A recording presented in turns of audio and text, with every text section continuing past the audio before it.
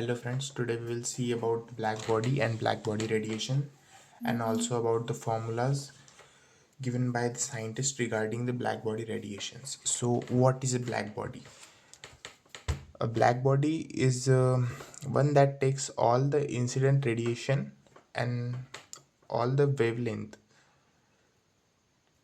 It means nothing is transmitted through black body. Okay, so this type of body we will call a black body.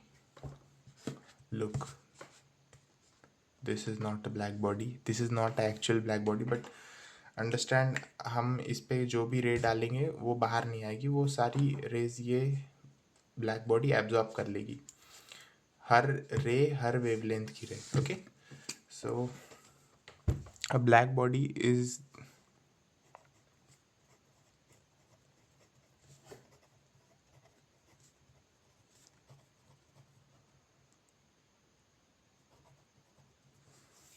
that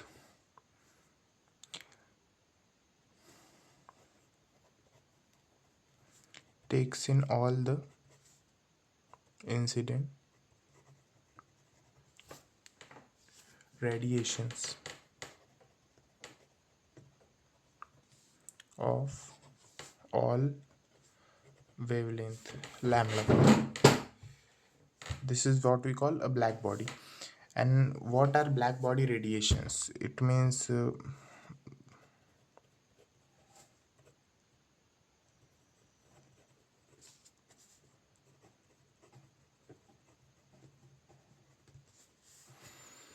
when we heat this black body, okay, when we heat this black body, um, it just emits some radiations. When we heat a black body is what, which absorbs all the radiation of all the wavelength. So when we heat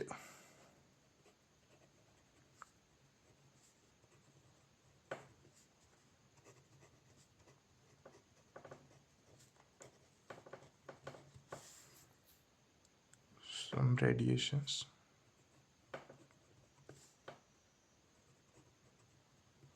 are emitted,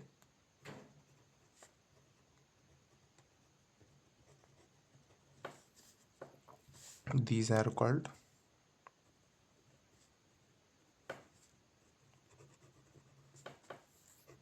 black body radiation.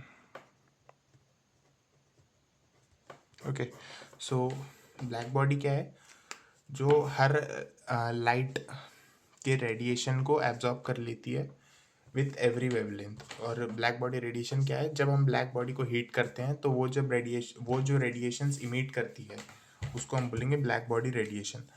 अब black body radiation का जो एक spectral graph है, जो एक मतलब constant graph है, constant, हाँ मतलब हर चीज़ के लिए ग्राफ कांस्टेंट ही आएगा. तो ग्राफ ऐसा रहेगा, यहाँ पे आ जाएगी इंटेंसिटी आई, और यहाँ पे हम ले लेंगे डिफरेंट वेवलेंथ्स लैम्बडा. ओके, तो क्या होगा, अब ये फर्स्ट टेम्परेचर है T1, तो ये T1.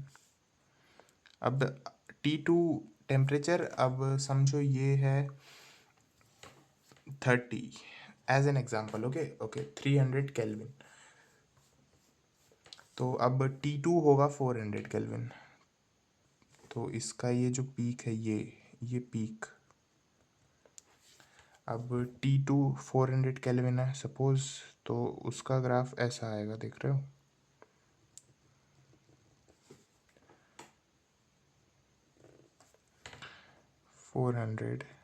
Kelvin T2.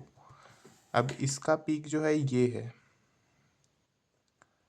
देख रहे हो, पीक पीछे आया. टेम्परेचर जैसे इंक्रीज हुआ, इसका जो वेवलेंथ का पीक है वो पीछे आ गया. इसको हम बोलेंगे λ1, λ2. अब और अगर हम टेम्परेचर इंक्रीज करेंगे, सपोज ये हो गया 500 केल्विन, T3 ये पीक हो गया ना ये, ठीक है। मेरा ड्राइंग बहुत ही ज़्यादा कमज़ोर है तो उसका इग्नोर कर दो। चलो एक लास्ट बनाएंगे, ये है सपोज 700 केल्विन, T4 ये। तो इस ग्राफ से हमको क्या पता चल रहा है, जैसे जैसे टेम्परेचर इंक्रीज हो रहा है हमारी वेवलेंथ पीछे आती जा रही है, ठीक है। और ये बस एक सर्टेन टेम्परेचर के लिए हो रहा है, ऐसा नहीं हो रहा है कि टेम्परेचर इंक्रीज होते जा रहा है तो वेवलेंथ भी पीछे आती जा रही है, समझ रहे हो।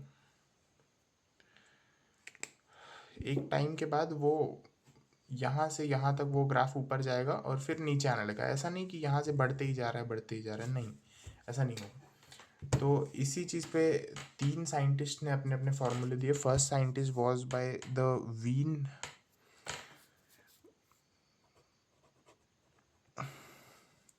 and the formula given by the scientist Wien, we call it as Wien's radiation formula.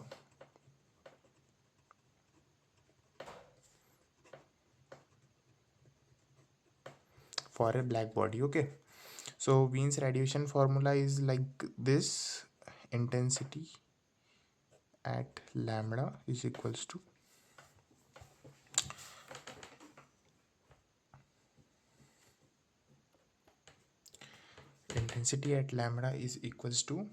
C1 upon lambda to the power 5 E minus C. This is C2, this is C1, okay. C2 by lambda T, it was, yes, it was T, okay.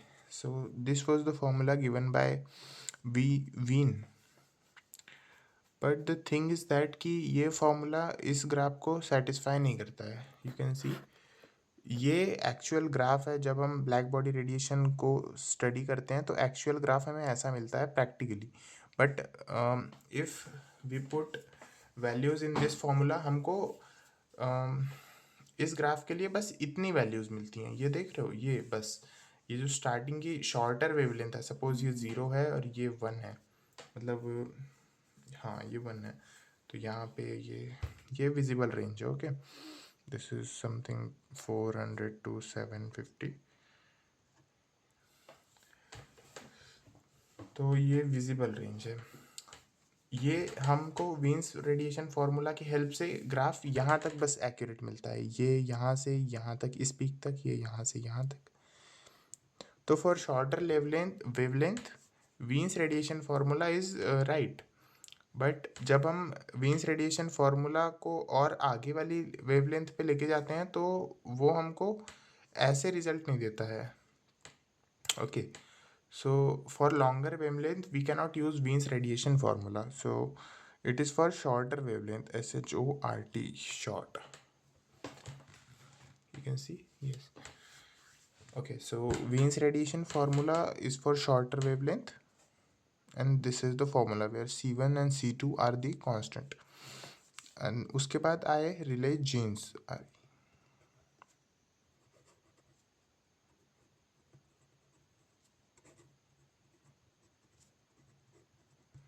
अब relay jeans ने भी अपने कुछ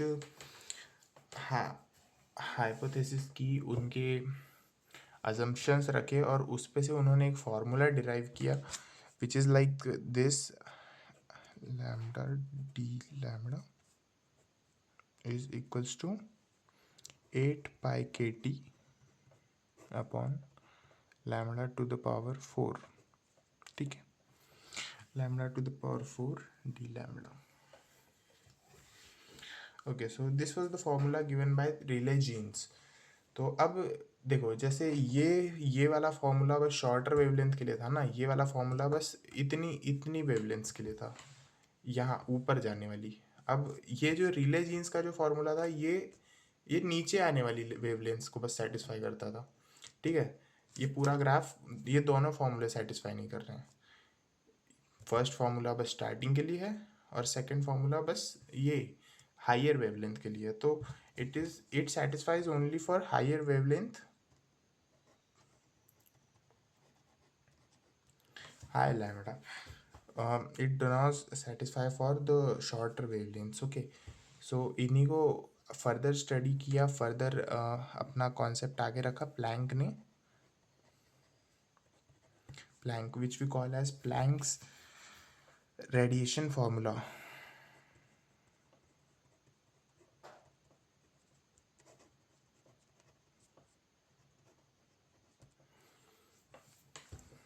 तो Planck का formula क्या था? D lambda is equals to 8πhc। अब मैं देखो सीधे बताता हूँ, प्लैंक ने क्या किया, इन दोनों के फॉर्मूले भाई मिला दिए।